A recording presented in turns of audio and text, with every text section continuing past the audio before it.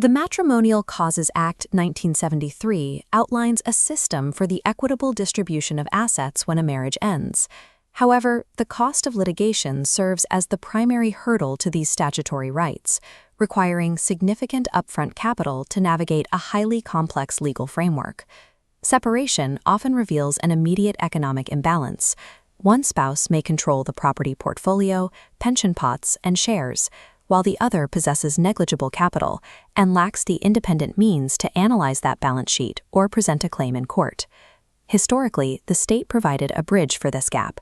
That landscape changed with the introduction of the Legal Aid, Sentencing, and Punishment of Offenders Act 2012. Known as LASPO, this legislation systematically withdrew public funding for the majority of family financial applications.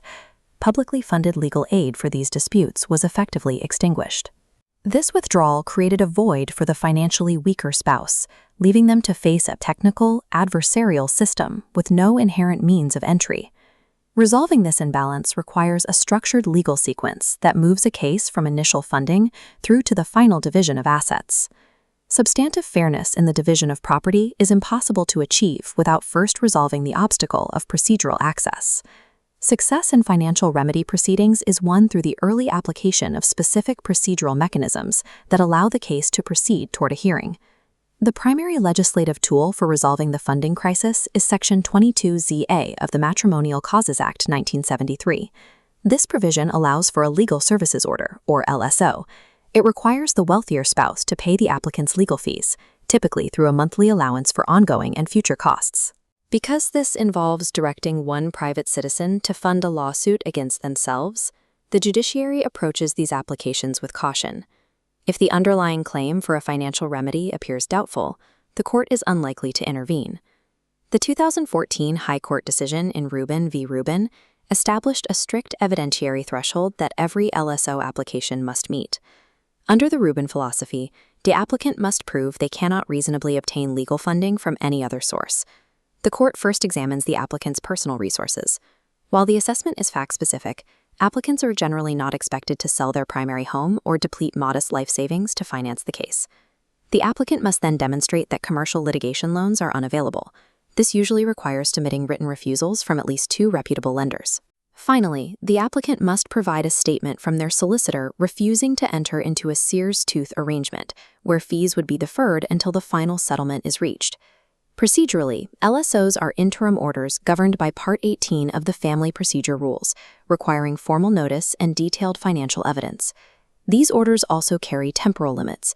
The court typically only authorizes funding up to the Financial Dispute Resolution hearing, known as the FDR.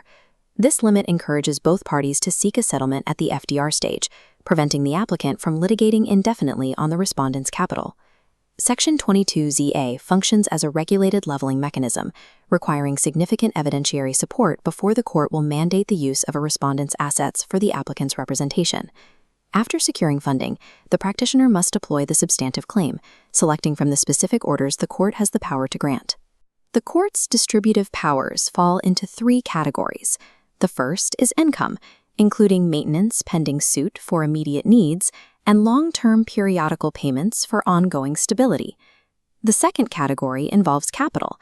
The court can order cash lump sums, property adjustment through the transfer of titles, or an order for sale to liquidate physical assets.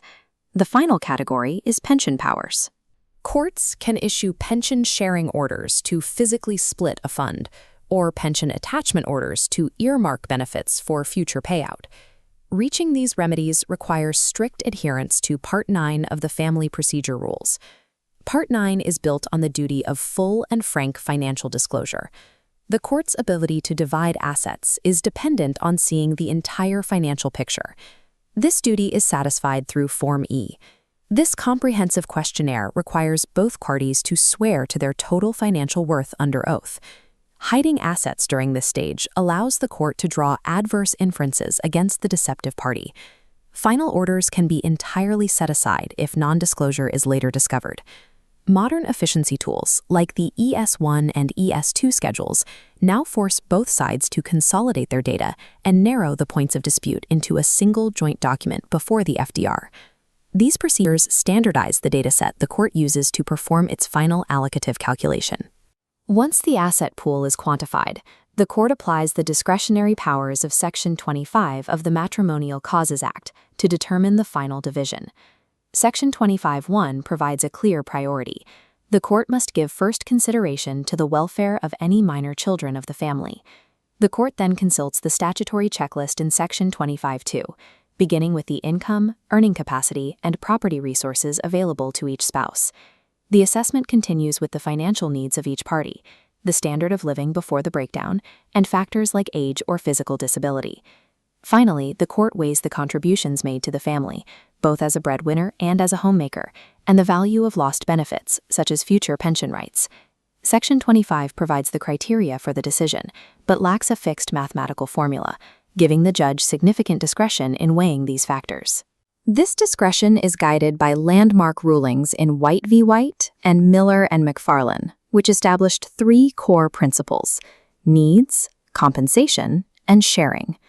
White established the yardstick of equality, mandating that the court must not discriminate between financial contributions and domestic work when dividing assets. The Section 25 factors map directly onto these principles. A history of homemaking informs the argument for equal sharing, while a lower earning capacity directly impacts a party's future needs. In many cases, a tension exists between the principle of sharing, an equal split, and the principle of needs, which focuses on housing and day-to-day survival. Case law resolves this by prioritizing survival. If an equal sharing of assets cannot meet the party's basic needs, the court will depart from equality to prioritize those needs.